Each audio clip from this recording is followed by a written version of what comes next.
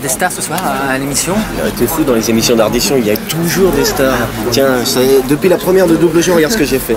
Dave Stewart, David Bowie, Stéphane Echer, Paul Young, mon gars. Oh, il est balèze ton carnet là. C'est pas de la merde. Et toi, t'as fait qui cette année? Ah non mais moi c'est différent parce que je suis plutôt spécialisé dans les Français. Ouais, dans les ringards. Ah non attention, je cours pas au cul à ces Jérôme, le Normand. Ouais. Alors t'as qui? Non mais c'est-à-dire que là j'ai plus grand chose parce que j'ai tout échangé avec un copain contre un autographe de Patrick Bruel. Ouais, tu veux voir? Ah oui? Si tu veux voir, tiens, regarde. Eh bah, tu t'es fait voir, mon gros. Bah, pourquoi tu dis ça? Bah, Bruel, ça prend pas deux ailes, ça prend qu'un aile. Oh l'enculé!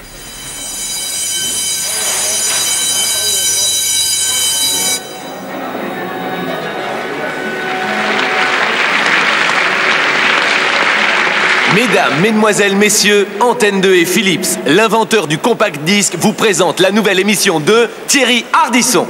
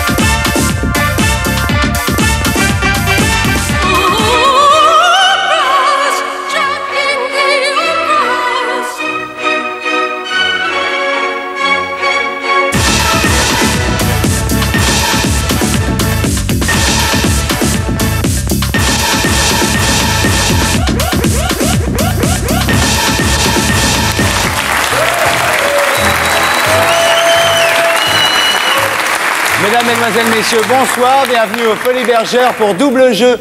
Avant tout, je voudrais vous remercier, chers téléspectateurs, pour votre fidélité. Oh putain, ça change de salut, bande de nazes, on dirait carrément Drucker. Ce soir encore, il y a plein de magnifiques cadeaux Philips à gagner pour nos deux candidats et pour vous, chers téléspectateurs. C'est pour Drucker, c'est la roue de la fortune qui nous fait là. Pour jouer avec nous, de superstars du grand écran, ce soir nous allons lui demander d'exécuter la cascade la plus difficile de sa carrière, réfléchir pendant 1 heure. Rambo! Face à lui, les gadgets qui le sortent toujours des situations les plus périlleuses, l'aideront-ils à gagner ce soir? Enfin, je dis l'aideront. C'est quand même un mec qui s'est tapé les plus jolis pépés du monde. James Bond! Dis-moi, lequel est le plus grand quotient intellectuel, Rambo ou Rocky? À mon avis, Rocky gagne au point. Et si Godard te proposait de jouer dans son prochain film, tu accepterais? S'il y a du viet à buter, je suis partant. Tu vas aller voir Terminator 2? Je vais pas voir les films de PD, moi. Tu sais, James, qu'Edith Cresson a dit qu'un Anglais sur 4 était PD, ça te fait quoi? Moi, je m'en fous. Je suis au service secret de Sa Majesté. Il y a un truc que j'ai pas bien compris dans ton dernier James Bond, au nom de la rose, c'est qu'il n'y avait pas de gadget, pas de gonzesse, et t'étais sapé en curé. Ça, c'est pas pareil. C'était un James Bond spaghetti. Ah bon? Et quand tu vois ton dernier remplaçant, tu penses pas que tu devrais reprendre du service? C'est vrai que quand on voit Timothy Dalton, on croirait bien qu'ils ont pris Avril. Des millions de Français savourent chaque jour son esprit bien parisien, son sens de l'humour et son ardeur au travail suscitent l'admiration de tous. Putain, il est trop là, allez, on se Voici casse. le Napoléon des médias, Philippe Bouvard.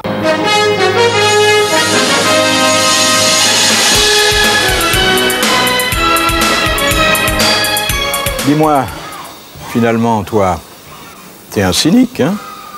Bah, vous savez, hein, dans une société d'hypocrites, le cynisme finit par être le comble de la franchise. Bon, oui, est-ce que t'as déjà pensé à te suicider?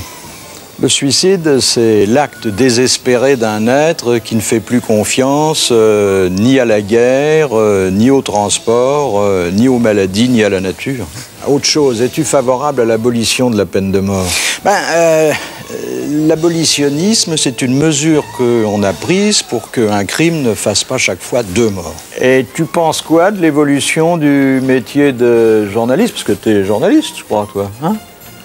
Bouf, il y aurait beaucoup à dire, mais bon, faute de temps, le journaliste moderne doit choisir ou voir l'événement ou le décrire. Il a rarement le loisir de faire les deux. Je suppose qu'il y a 20 ans, tu voulais faire la révolution? Oui, ben, comme tous ceux qui ont 20 ans. Puis après, quand on s'aperçoit qu'une révolution n'abolit pas les privilèges, mais qu'elle se borne à changer les privilégiés... Et tu penses quoi de l'amour tarifé?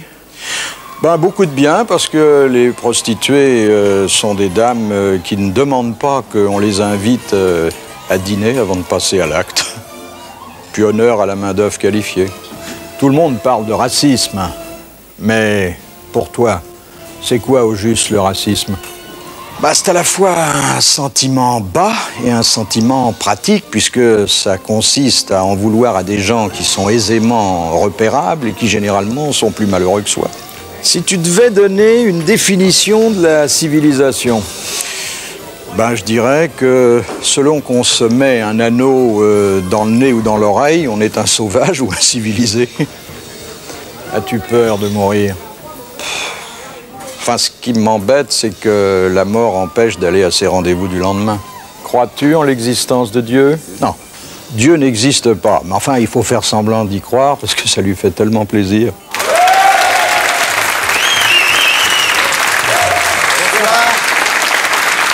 Philippe, vous connaissez nos amis?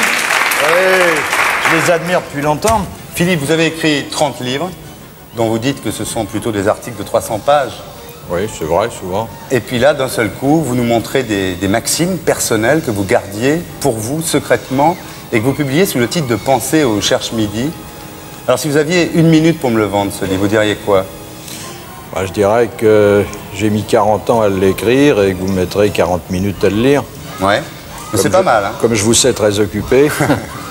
Vous dites que vous êtes plus moraliste que moral. Ça veut dire quoi? Oh, c'est-à-dire que la morale, je m'en fous, mais que il faut quand même expliquer aux gens que la vie n'est qu'une énorme bouffonnerie, qu'on vit dans une société d'obsédés et d'hypocrites et qu'il faut se méfier, quoi, c'est tout. Mais là, je fais un travail de salubrité publique. Ouais. Mais je le fais comme tout le monde pourrait le faire à mon âge, quoi, au nom de l'ancienneté, de l'expérience, puis d'une petite réflexion. Imaginez, un soir, vous rentrez chez vous. De qui auriez-vous le plus peur? Il est tard, il fait nuit, vous êtes seul dans votre grande maison. De qui auriez-vous le plus peur? De Pascal Sevran, de Bernard Tapie ou de Jean-Marie Le Pen? Sevran, bah, j'aurais peur qu'on devienne copains. Tapie, il me reprendrait ma baraque pour 1 franc. Et Le Pen, il serait capable de me passer au brou de noix pour prendre ma place. Non, je préfère être seul. Vous aimez bien votre petit-fils? Oui. Je vous proposais de le confier à 3 personnes. Oui. Sheila, Catherine Lara ou Dorothée? Bah, surtout pas Dorothée. Catherine Lara, je sais pas si elle pourra tout lui apprendre.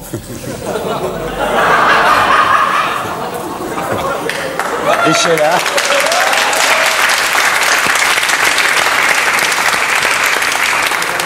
Bon, Sheila, c'est pas mal, parce qu'elle pourra lui expliquer comment était la chanson au temps du muet. Si vous aviez un accident très grave, oui. Et puis on est en 2100, vous serez encore là, je suis sûr, on vous propose de vous greffer un cerveau. Vous prendriez celui de Laurent Cabrol, de Patrick Sabatier ou de Patrick Roy? Bon, alors, il y a un cas où l'organe nécessaire ne figure pas, donc je l'exclus. Je vous demande pas qui c'est. Il reste plus que 2 donneurs. Peut-être celui de Laurent Cabrol. Laurent Cabrol. Ah oui, oui, oui. Puis bon, vous savez, moi c'est mon rêve depuis des années, faire la pluie et le beau temps. Bravo. Alors vous qui connaissez le Tout Paris apparemment, comme vous venez de le démontrer une fois de plus, le nouveau Tout Paris, est-ce que vous connaissez Gilles Caplan? J'ai entendu parler. Ah bon? Oui, oui, on m'a même dit que c'était quelqu'un qui était intéressant et que, puisque maintenant je dirige un musical parisien... Oui, ah oui, c'est pour ça. On va regarder un truc sur Gilles Caplan, vous allez voir. Tout ce qui nous sépare, Sur la scène de l'Olympia se produit à partir de ce soir la chanteuse Gilles Caplan, dont la carrière récente est déjà saluée par les succès que l'on connaît. Mais ce que l'on sait moins, c'est que Gilles a une sœur jumelle, Séverine, qui lui est bien utile dans son quotidien de vedette. Moi, je vois les différences qui existent entre nous. Parce que je vois ce qui nous sépare, je vois dans son visage les choses différentes des miennes.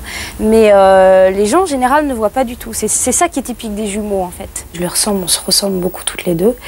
Et au départ j'avais juste un rôle, je dirais, de manager où je centralisais toutes les informations, je tenais son planning. Et au fur et à mesure que le temps a passé, Gilles déteste tout ce qui est mondanité, les cocktails, et elle m'a demandé 1 ou 2 fois de la remplacer. Le même après-midi, s'il y a une interview et une télé à faire et un cocktail le soir à 19h, chose que Gilles ne peut pas faire parce qu'elle ne peut pas se couper en deux, j'interviens, j'appelle la sœur de Gilles, je lui demande pardon si elle est libre ce soir-là. Je réponds aux interviews parce qu'elle me le demande et parce qu'elle joue de notre ressemblance.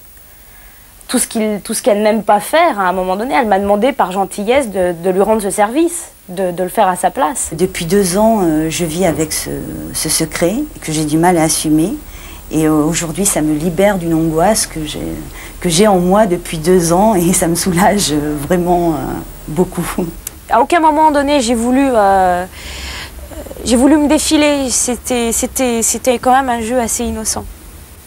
Qui vient dans les interviews, donc finalement, là j'apprends que c'était la sœur jumelle. Bon, moi ça m'écœure un peu quand même, parce que c'est une forme de lâcheté artistique. Pourquoi ne pas répondre soi-même?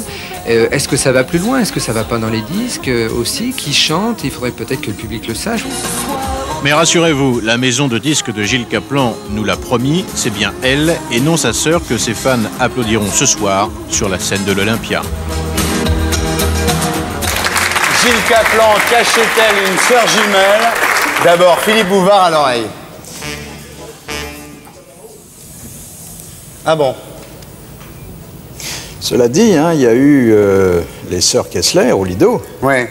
Et je me souviens que Marcel Amont était fiancé avec l'une des deux et il ne savait jamais avec laquelle il sortait.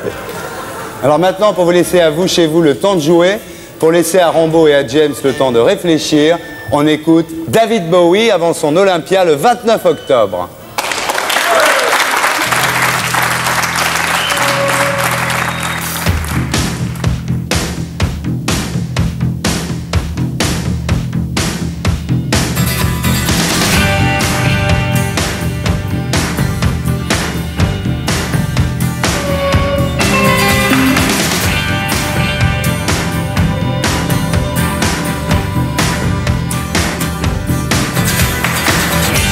The twinkling light of heaven, 2 reflections on the sparkling water, hand in hand in love with love.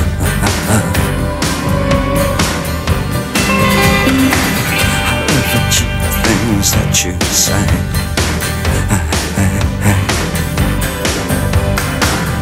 you belong in rock and roll. You belong in rock and roll. Belong in the rock and roll. So do I love how she moves me. It makes me feel alright, alright, alright, alright.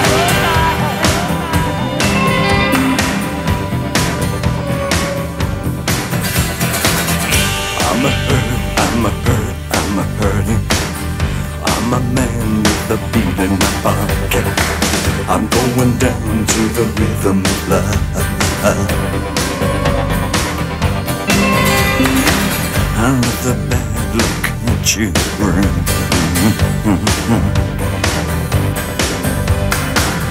You belong in rock and roll. You belong in rock and roll. You belong in rock and roll. So do I. Alone on the main street, it makes me feel on fire, on fire, on fire, on fire, on fire, on fire. On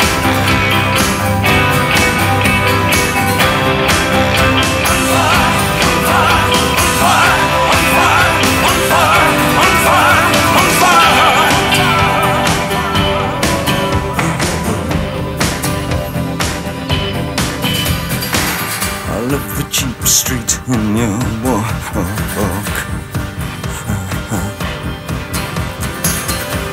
belong in rock and roll. You belong in rock and roll. So do I love how she moves me. It makes me feel alright, alright, alright, alright.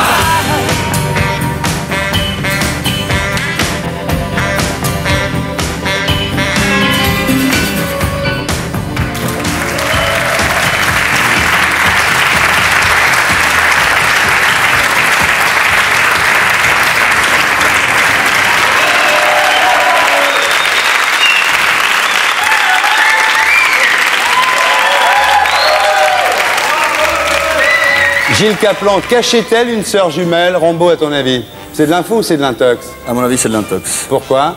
Ressemblance trop parfaite. Ah bon? Ouais. Déjà, tu ressembles bien à Rambo? Certainement pas de la même façon. Ah bon? Non, tu crois? pas, oui. C'est modeste. Et toi, James? Moi, je dirais que c'est peut-être de l'info. De l'info? Oui. Ben, je peux le dire maintenant, Philippe m'a dit que c'était de l'intox. Pourquoi? Parce que ça vous énerve qu'elle fasse l'Olympia avant Bobino?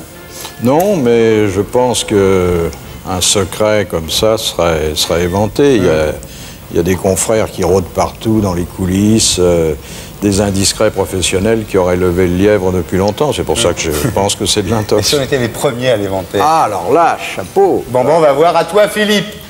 Bonsoir Sylvester, j'espère que je vais vous être agréable. C'était de l'intox, bravo.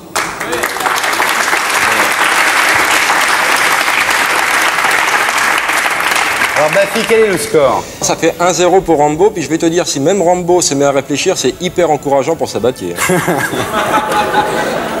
Philippe, tu as un commentaire à faire? N'allez pas ce soir à l'Olympia, Gilles Caplan n'y est pas. Ne passez pas par la case départ et ne touchez pas 20 000 francs.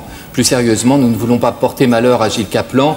Comme le dit le proverbe, nous ne voulons pas vendre la mèche avant d'avoir tué la peau de l'ours.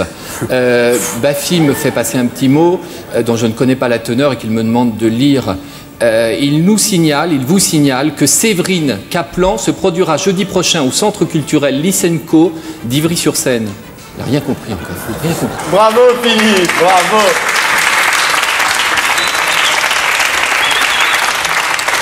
Est-ce que vous êtes pour le mariage des prêtres entre eux?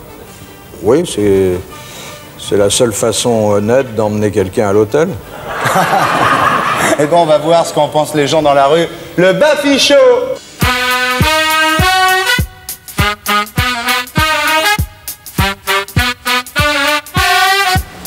Excusez-moi, je comprends pas.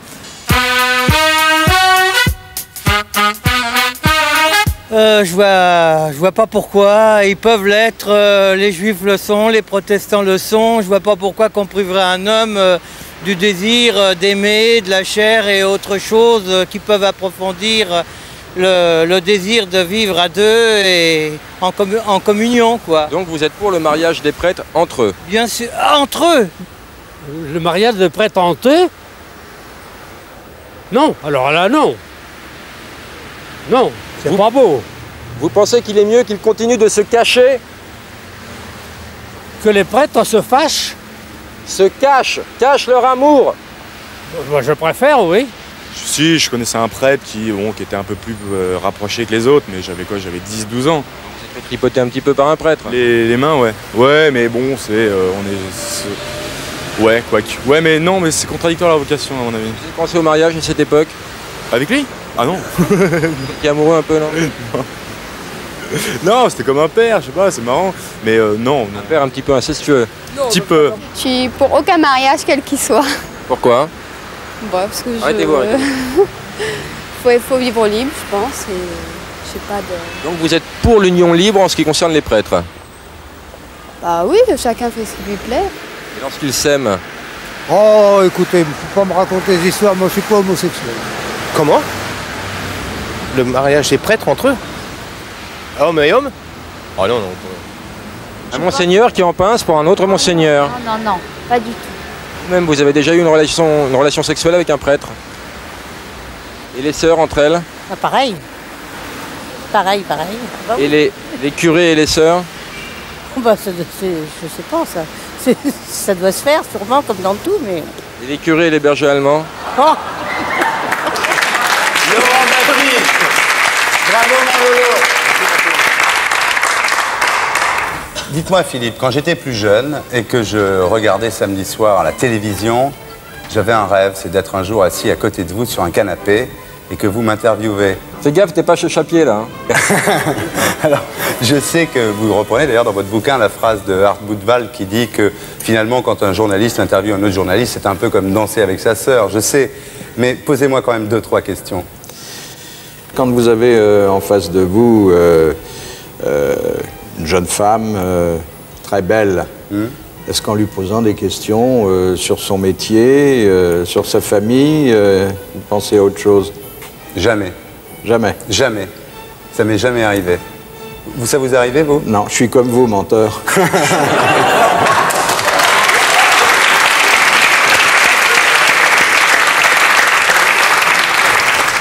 Et... Ah, je voudrais savoir si vous connaissez, vous vous préoccupez de connaître les réponses aux questions que vous allez poser. Oui, en général, quand je pose une question, je connais la réponse. Donc vous savez quand on vous dit pas la vérité. Voilà, et je relance. Vous faisiez ça aussi? Je faisais ça aussi. Alors, quand vous êtes fait virer d'Antenne 2 par Jean-Michel Gaillard et Philippe Guillaume... Le même jour que vous. À ce moment-là, vous avez... À ce moment-là, vous avez déclaré... J'ai rien déclaré, je suis le seul à avoir rien dit. Vous avez déclaré, c'est une bande de zozos. C'était pour éviter de leur faire de la peine? Ils étaient virés, eux, on savait qu'ils feraient rien d'autre de leur vie, fallait pas être trop méchant. Vous croyez que l'audimat monte ou baisse en ce moment? Étant donné l'heure, il y a déjà pas mal de gens qui vont se coucher. Hein. J'ai même l'impression que les gens qui nous regardent sont moins habillés qu'au début de notre conversation. Bon, alors on se dépêche, on regarde un sujet sur l'audimat. Regardez bien cette puce électronique expérimentale. Il s'agit d'Estia, une invention japonaise qui pourrait bien révolutionner le monde de la télévision. Demain, si elle est intégrée dans tous les téléviseurs, elle pourrait devenir la première mesure automatique d'audience.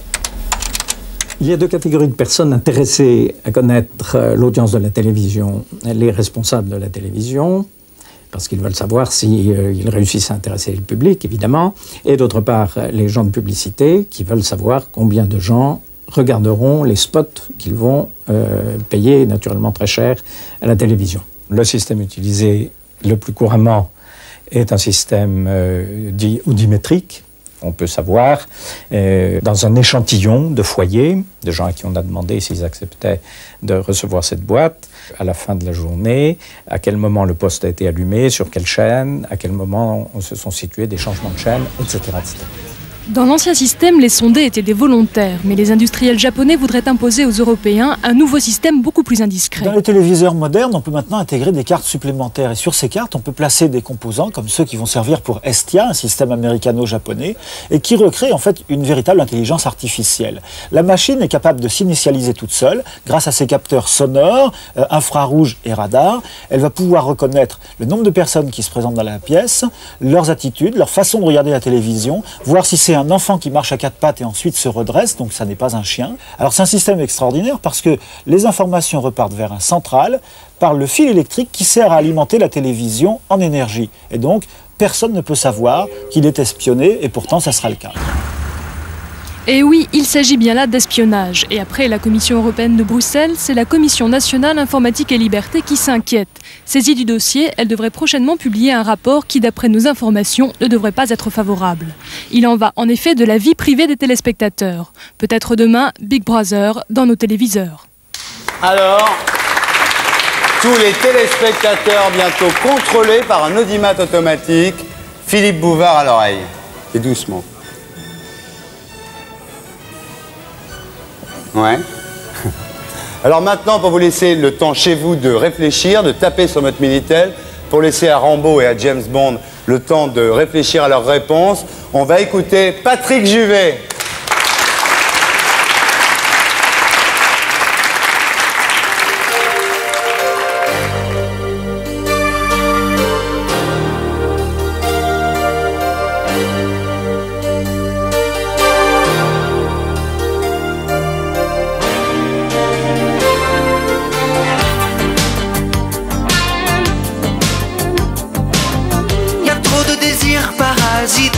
Trop de tentations qui me harcèlent et m'incitent à pas lâcher mes démons.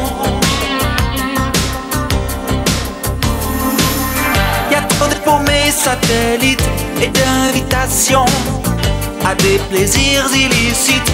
Moi j'ai jamais su dire non à ces effets spéciaux qui font tomber de haut au boulage, au pipeau, qui vous casse en morceaux. J'en ai marre de la solitude. J'en ai marre de la solitude.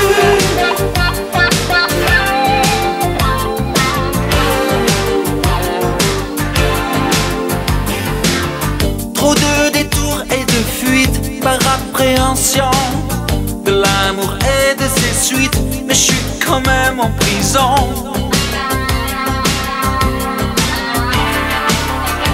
Me demande pas où j'habite, ni quel est mon nom. Si le monde passe, c'est shit, on est presque au diapason. Des effets très spéciaux qui laissent sur le carreau des idées mégalos qui tombent toujours à l'eau. J'en ai marre de la solitude. J'en ai marre.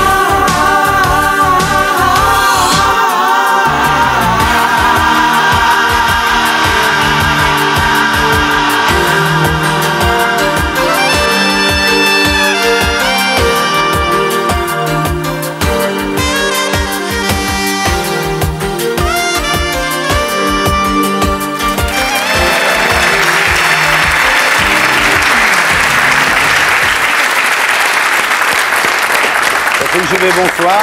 Bonsoir, Thierry. Alors avant de passer à des questions plus personnelles, je voudrais te demander si à ton avis, tu crois qu'un jour, les gens, rapidement, vont être contrôlés par un audimat automatique?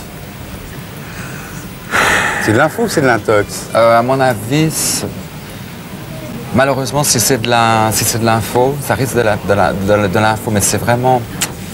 Je trouve ça triste. Dans ton dossier de presse, on dit que c'est ton grand retour après 10 ans, parce que tout ça, c'était 71-81. Puis après 80-91, on t'a pas beaucoup vu. Mais en fait, tu as quand même essayé de faire quelques comebacks pendant les 10 dernières années. Moi, je t'ai vu en 87, avec L'amour avec les yeux. Mais j'ai fait des tentatives. Des tentatives de comeback, des tentatives.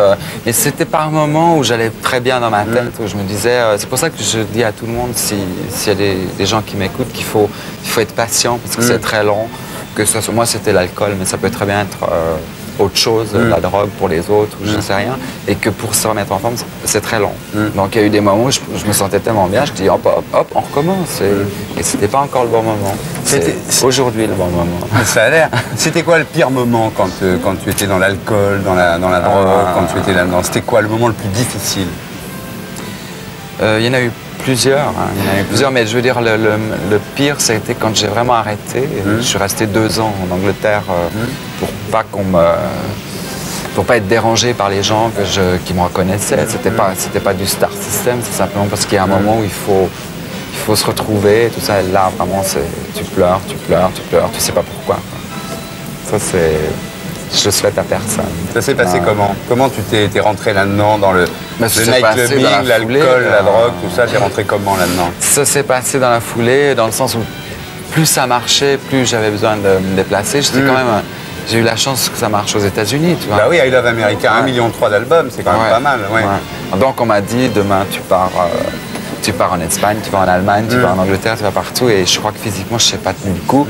J'ai carburé un peu pour tenir le coup. Même beaucoup. J'avais pris un poids énorme qui fait que maintenant, je me suis retrouvé. Je pense que je vais bientôt avoir enfin l'image qu'on voit dans ton générique. Parce que vraiment... Et tu t'en es sorti comment? Je m'en suis sorti, je crois qu'il fallait, donc c'est pas une gloriole, c'est pas du tout, si on demandait aux gens si c'était de l'intox ou de l'info, c'est vraiment, c'est de l'info, parce que c'est quelque chose qu'il faut il faut faire un choix à un certain moment. Et j'avais pas en plus, j'avais même pas le choix. Donc, j'avais pas de Gloria là. Tu étais condamné à t'en sortir. Ouais. T'as un bon disque et on est sûr que ça va marcher. On est content de te retrouver, Patrick. Merci, Thierry.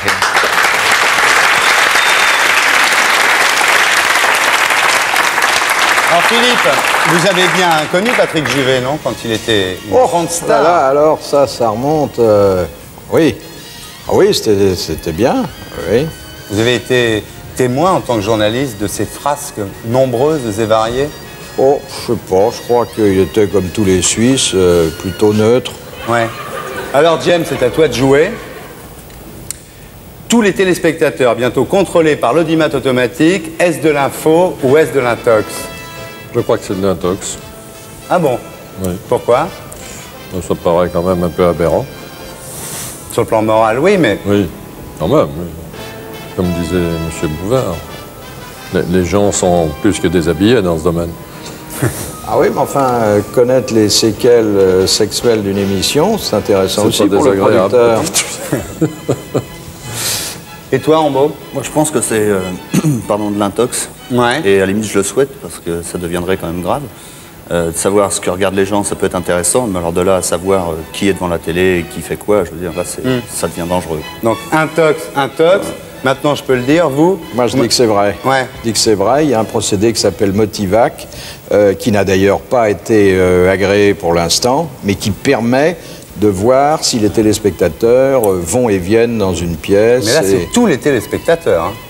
Bon, écoutez, on va voir. On écoute Philippe Guérin. Est-ce de l'info, est-ce de l'intox, Philippe? Big Brother dans le poste, on le dit bien, tous les téléspectateurs, ça ne pouvait être que de l'intox. Dur pour vous? Oui, dur. J'ai pas bien écouté. Alors, Bafi, le score? Le score, ça fait 2-1 pour Rambo. À propos, fais gaffe, parce que tout à l'heure, je faisais mes courses dans le quartier, je suis tombé sur Rambo, je lui ai dit, pardon, vous ne sauriez pas où il y a un arabe ouvert dans le quartier, il m'a dit, bougez pas, je vais vous en ouvrir un tout de suite. Prudence. Philippe, tu as un commentaire à faire? Oui, Thierry, écoutez-moi bien, regardez-moi bien, je vous propose une petite expérience pour vérifier si les méthodes actuelles de mesure d'audience sont exactes. Vous allez décrocher votre téléphone, appeler vos parents, amis, maîtresses, voisins, ennemis, enfants, chiens, tout le monde. Vous allez leur demander de quitter la chaîne qu'ils regardent actuellement. Je répète, de quitter la chaîne qu'ils regardent actuellement pour venir nous rejoindre. Si ça marche, je ne manquerai pas de vous le signaler la semaine prochaine. Si ça ne marche pas, je ne manquerai pas de vous le signaler aussi la semaine prochaine. Merci. Bravo. Bravo. Voilà quelqu'un qui sait parler aux téléspectateurs. Une bonne méthode, finalement. Est-ce que vous aimez les histoires belges? Oui, beaucoup. Vous en connaissez une comme ça? J'en connais 50. Vous savez pourquoi, quand il y a un mariage chez les Belges, on met du fumier sur le parvis de l'église au moment de la sortie du cortège? C'est pour que toutes les mouches n'aillent pas sur la mariée. Allez, eh bien, je vais vous en montrer une autre. Voici le magazine du faux.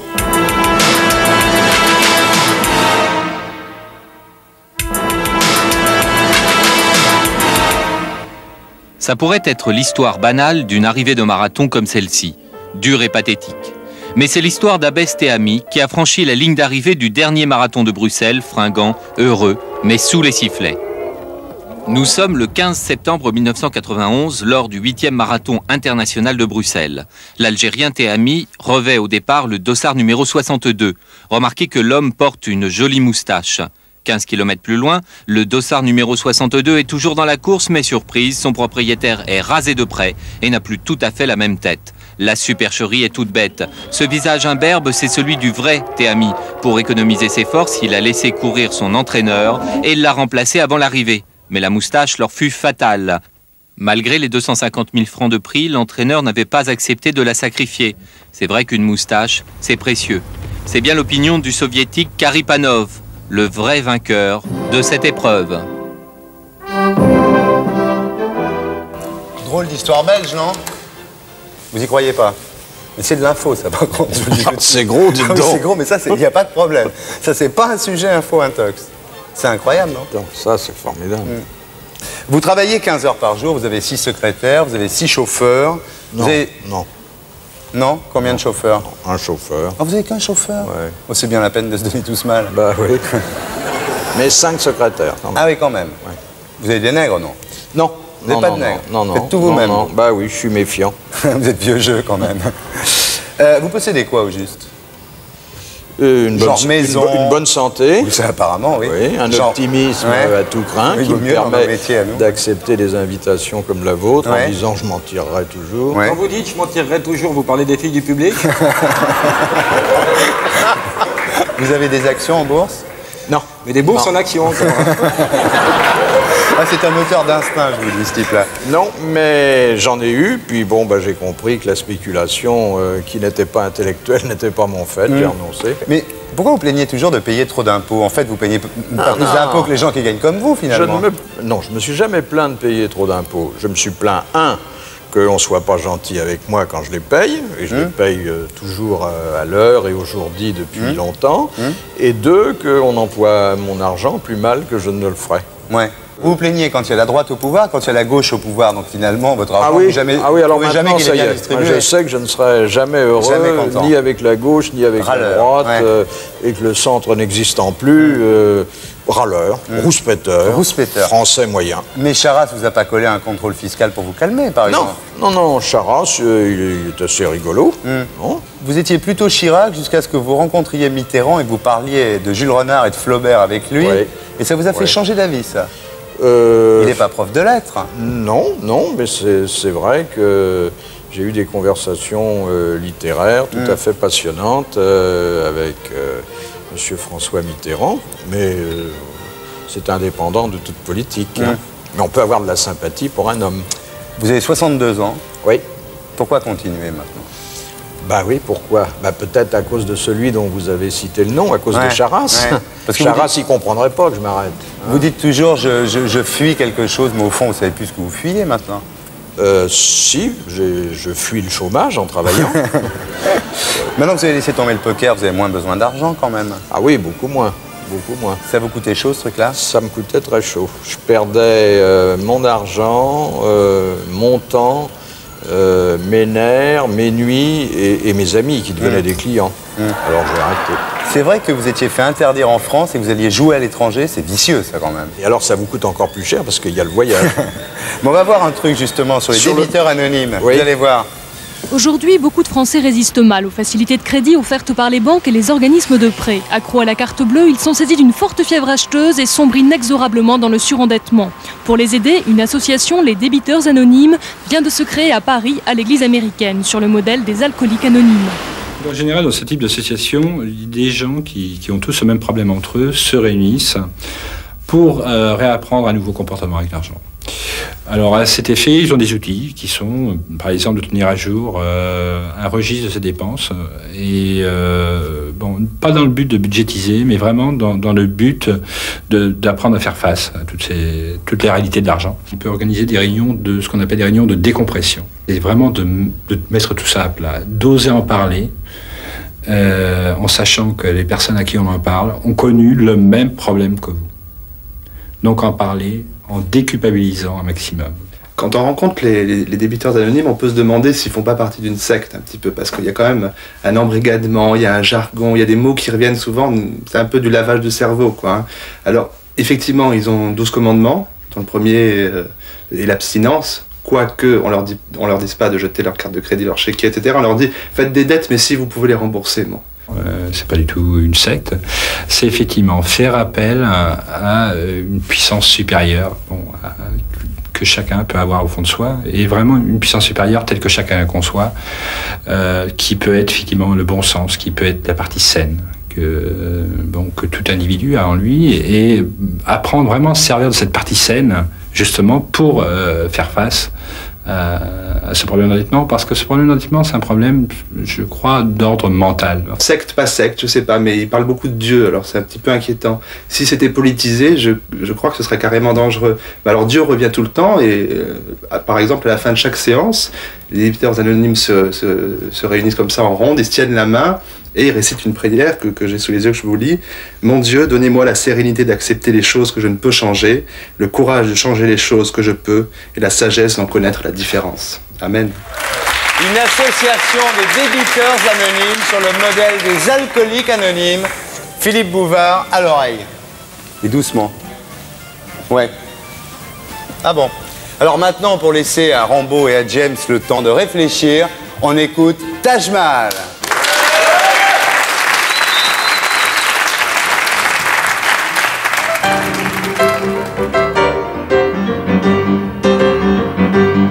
Talking about the big leg models, now they back in style again. I mean them big butt cuties back in style again. You ain't had no real good love until you be loved by one of them. Size 14, 16, 18, 22, 24 style again. I mean them big butt burgers back in style again. You ain't had no real good love until you be loved by one of them. Well, my mama and papa told me, son, you better shout. Woman that you got, she gonna knock you out. A big leg mama, now they back in style again. I mean them short fat fannies back in style again. You ain't had no real good love until you be loved by one of them. She gon' rock you, gonna roll you. Man won't try to control you. Talking about the big leg mount, now they back in style again. I mean them heart-shaped booties back in style again. You ain't had no juicy Lucy till you be one of them.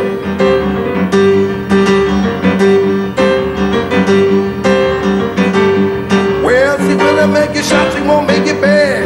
But you shake her hooters just like a soft boy. They come out the big leg mouth, now they back in style again. I mean them big fat hippos back in style again. You ain't had no real good love until you be loved by one of them. Said, honey, give me some WD-40 and all my spring. My back is made of weed.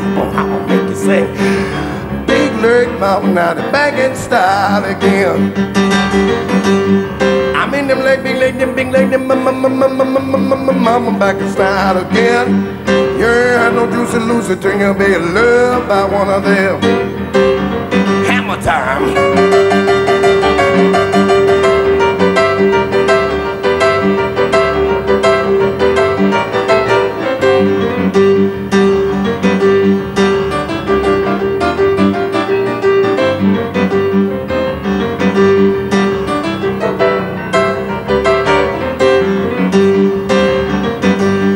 Big leg mama,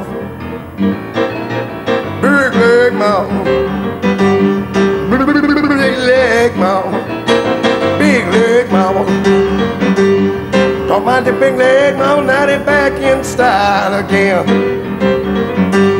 Size 14, 16, 18, 22, 24 in style again. I said big butt brothers back in style again. You ain't had no juicy Lucy till you be one of them. But the big leg mouth, now they back in style again. I mean them short fat fannies back in style again. You ain't had no juicy Lucy till you be loved by one of them.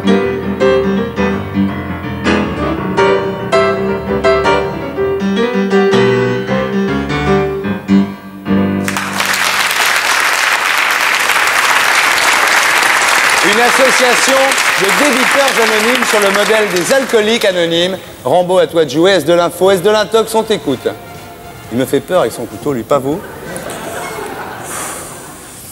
Là, il réfléchit. Oui. James? Aussi. Ah bon? Intox, oui. Donc, je peux le dire maintenant, nous avons 3 intox autour de nous. Il y en a un qui doit se lécher les babines. C'est notre expert Philippe Guérin. Je me lèche pas du tout les babines, j'ai carrément la trouille. Sylvester, excuse-moi. James, excusez-moi. Philippe, excusez-moi. C'est de l'info. Ah! On applaudit. Je remarque quand même, mon cher Bouvard, que vous plantez pour la 2e fois et ça nous fait très plaisir. Vous êtes malin quand même. Non, mais c'était drôlement bien fichu. Ouais, hein. Ça avait l'air d'une blague. Eh oui. Et en plus, alors je vais vous dire maintenant pourquoi j'ai dit que c'était de l'intox. Et dans le fond, là, je vous donne tout ce qu'il faut pour m'enfoncer davantage. J'ai cru que c'était faux parce que j'en avais jamais entendu parler. Ce qui est une erreur. Voyez à quoi ça tient. Oui. Alors, Bafi, le score Le score, ça fait toujours 2-1 pour Rambo. Tout à l'heure, tu disais que James Bond s'était tiré les plus belles nanas de la Terre. Ce soir, c'est pas évident qu'il tire son épingle du jeu. Philippe, est-ce que tu as un commentaire à faire là-dessus? C'est de l'info, il existait les alcooliques anonymes, il existe un certain nombre d'associations de drogués anonymes où d'anciens toxicomanes aident les drogués à décrocher. On attend aujourd'hui avec impatience une nouvelle association qui pourrait s'appeler les téléspectateurs anonymes, dont la présidence pourrait être confiée à notre ami Pierre Carl, qui a été viré il y a une quinzaine de jours par Moujotte de TF1 parce qu'il en avait trop dit, pas Moujotte, Pierre Carl. Cette association pourrait permettre à un certain nombre de téléspectateurs de décrocher des émissions les plus débiles. À mon avis, ça va être dur. Vous voyez quelle chaîne il veut dire? Pas du tout. Ça, je sais pas, mais je sais que les téléspectateurs anonymes, ça existe. Ah bon? C'est même eux qui écrivent au directeur de la chaîne où vous travaillez, généralement. Bah oui. Est-ce que vous vous vexez facilement, vous? Connard. Vous savez, on se vexe quand on comprend, alors il y a parfois un petit décalage. Bon, parce qu'il y a une rubrique dans cette émission qui s'appelle Costard de Star, où on taille des costumes aux stars. Vous promettez de ne pas vous vexer? Non. Parce que sinon, je me casse, moi. Alors, on regarde le Costard de Star.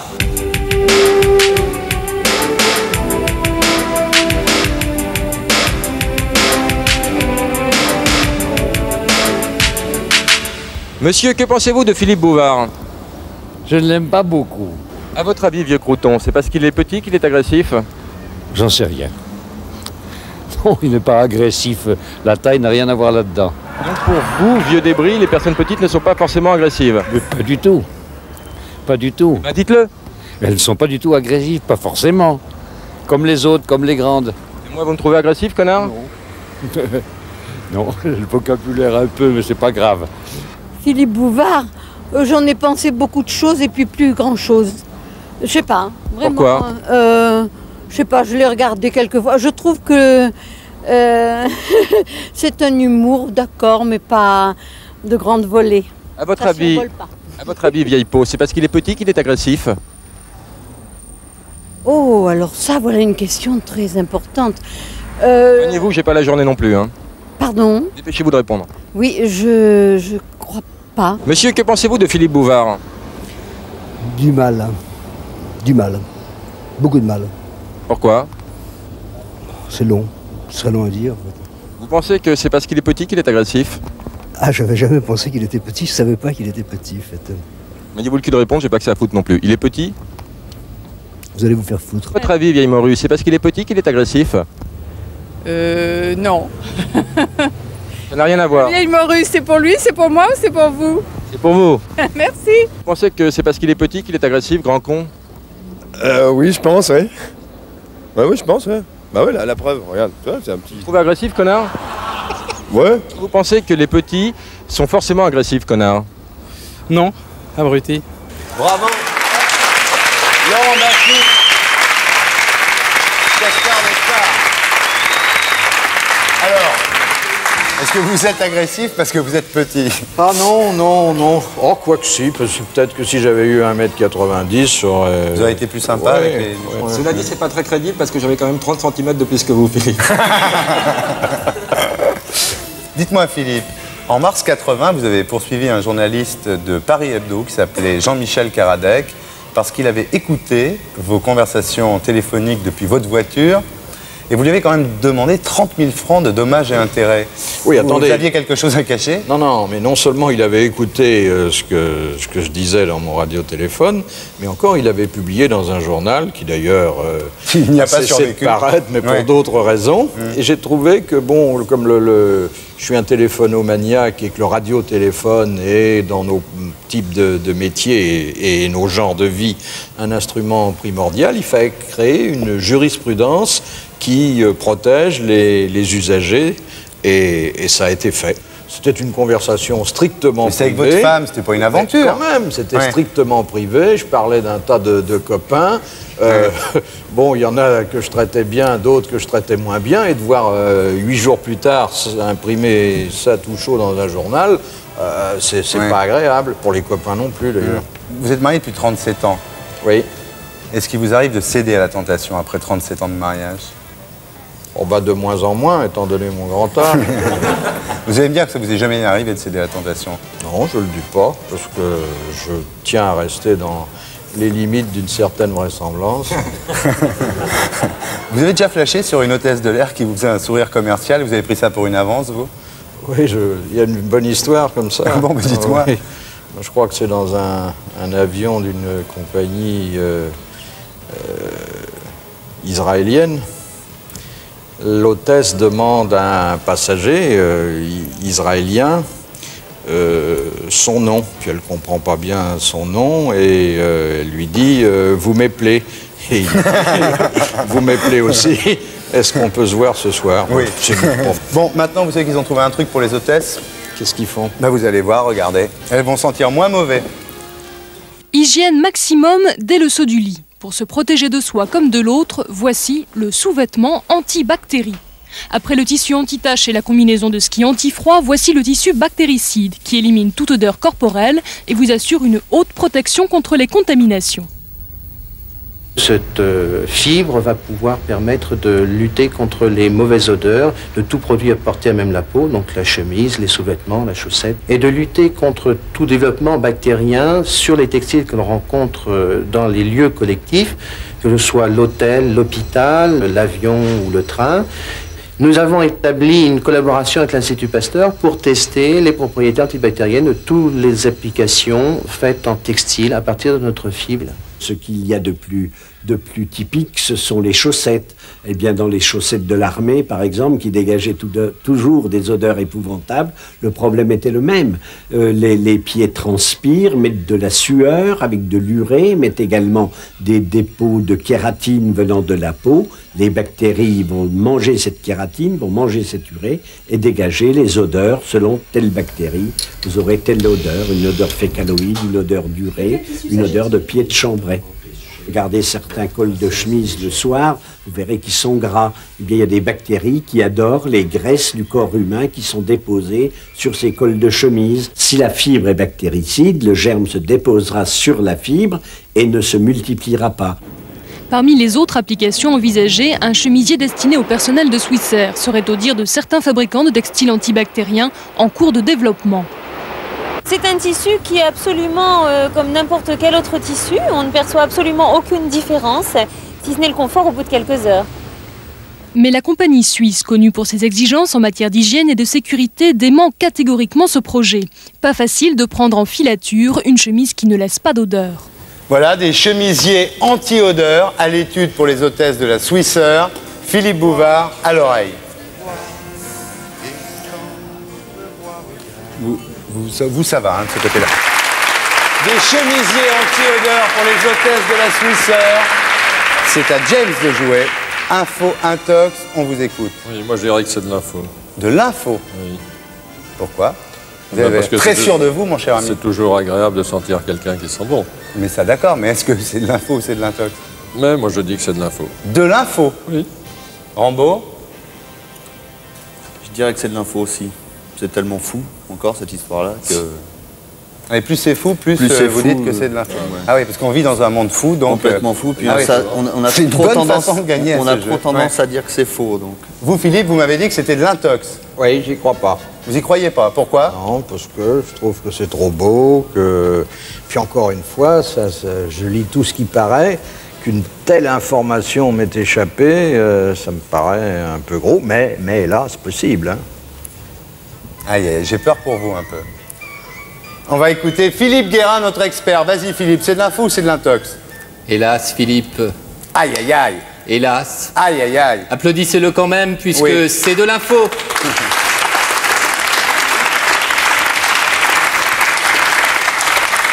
Vous lisez quoi comme journaux? Des journaux où on ne parle pas de ça, il va falloir que je change de titre. Hein. Bon, le score, Bafi? Le score, ça fait 3-2 pour Rambo. Et puis pour revenir là-dessus, il n'y a pas que les aisselles qui sentent mauvais, parce que parfois, même les poils puent bien. Fais gaffe. Philippe, alors, est-ce que tu as un commentaire à faire? Eh oui, mon cher Philippe Bouvard, c'est de l'info. Vous auriez dû vous en douter. À l'époque du camembert sans saveur, des frites sans odeur et des dessous de bras sans moiteur, le tissu sans odeur, ça pourrait faire peur. Malgré tout, dans certains cas, pour des personnes de taille moyenne ou petite, qui passent leur journée à la hauteur des aisselles de leurs concitoyens, ce tissu pourrait être très très pratique. Bien sûr, mon cher Philippe... Il est exclu un peu quand même. Oui, mais je peux lui dire, parce que quand même il a évoqué le problème, que moi, ma véritable angoisse, c'est que, en raison de cette petite taille qu'il évoquait, j'ai les pieds qui sentent la brillantine et les cheveux qui sentent le cirage. Et là, je me demande si le nouveau produit pourra faire quelque chose. Philippe, vous qui êtes un grand confesseur devant l'Éternel, vous arrive-t-il de vous confesser? Non. Jamais? Non. Enfin, là aussi, j'ai pas dit mon dernier mot. Mais c'est le cas de le dire. On y va, venez vous confesser.